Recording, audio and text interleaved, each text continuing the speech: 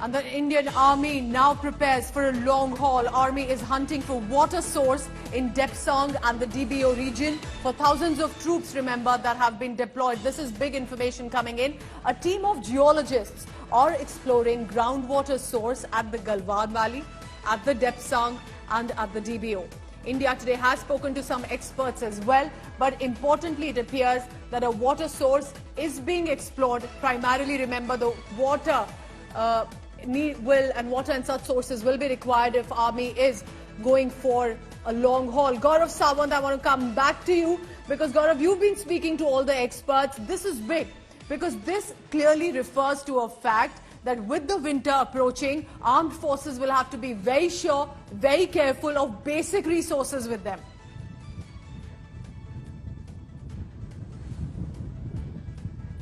You know, you've hit the nail on its head, Pooja. One thing is very clear, the army is here for the long haul. To sustain 30,000, 40,000 or more troops in this terrain, you require water at all times. With me is Dr. Ritesh Arya. Dr. Arya is a geologist. Dr. Arya and his team have worked with the army in the Kargil sector in the past. You've worked in Siachen in the past. You've took out water in Siachen. Yes. And you are just on your way back from Daulat Beg Oldie. This is perhaps the highest and the most strategic point along the line of actual control where India and China-occupied Tibet meet. What did you find at DBO? What was your task, sir?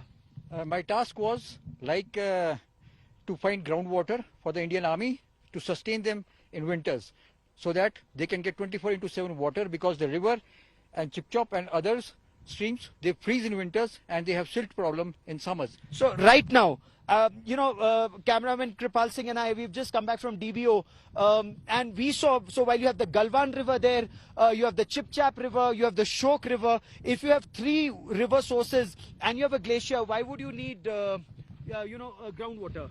Yeah, because we need groundwater at the high altitude cold mountain deserts, because there is silt in summers when the glaciers melt due to due to warming, and in winters the water freezes due to cold winters. Severe winters, temperatures drop to minus 40 degrees.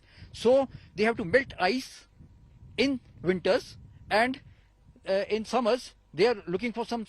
Any success in finding water at DBO? Yes, we did investigations and we were able to find some paleo channels which we will be tapping to find to develop groundwater. Wish you all the best, sir. Yes, wish you all the best. Yes. In Galwan, in 120 kilometers, we already did. See, this preparation of groundwater development has been going on for so long, and in 2013 only we did.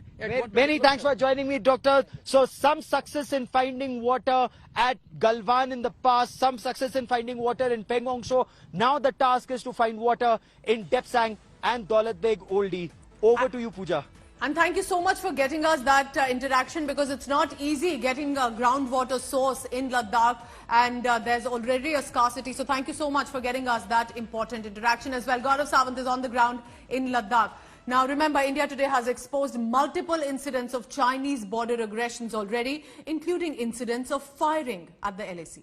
Top army sources have now confirmed to India today that Chinese troops resorted to firing shots on several instances. This was in the Pangong area. As many as 4 confirmed instances. Take a look at those visuals on your screen. This is the dateline about it, of firing by the Chinese side. Reported first on August 29, 31st August, then 7th of September, that happened on the south of Pangong. Then on 8th of September as well. This was the 4th incident, which started from 29th August, and September 8 happened in the north of Pangong area. Indian troops resorted to its own warning maneuver shots to thwart Chinese aggression and even briefly exchanged fire on 29th and 31st August. These incidents have taken place on Pangong South Bank during Indian Army's preemptive mobilization. Meanwhile, Ministry of Home Affairs told the Parliament there is no infiltration from China at the line of actual control during the last 6 months at least. However, one official from the Home Ministry did confirm that infiltration is not the same as incursion. And Shivarur got us a special report on that. Let's take a look at that story.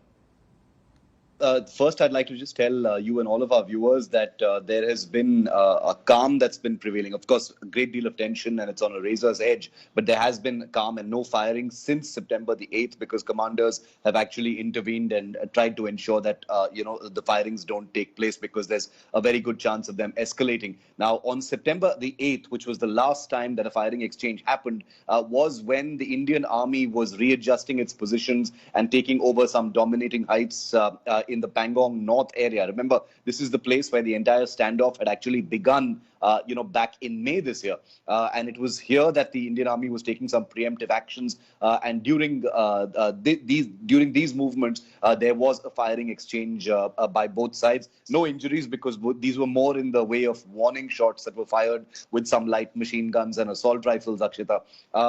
But like I said, while the September 8th incident of firing, has just been reported, what we are reporting here on India Today is that the first exchange of fire, September 7th, the previous day, there was a firing incident on Pangong South where the Chinese had actually fired. The Indian Army, you remember, had put out a statement saying the Chinese had aggressed. The Indian Army had acted very mature and responsibly and had not fired back, but had actually dissuaded them from doing anything.